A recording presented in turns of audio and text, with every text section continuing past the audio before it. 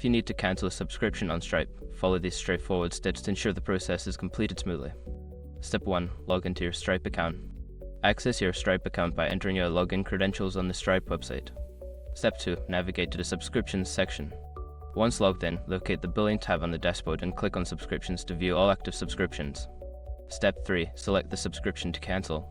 Browse through the list of subscriptions and select the one you wish to cancel by clicking on it to open the details. Step 4. Initiate the cancellation. In the subscription details page, look for the option to cancel subscription. Click on this option to begin the cancellation process. Step 5. Confirm the cancellation. Follow any prompts to confirm the cancellation. Make sure to review any final details or charges before finalizing the cancellation. After completing these steps, your subscription will be successfully cancelled. If you have any further questions or need assistance, consider reaching out to Stripe support.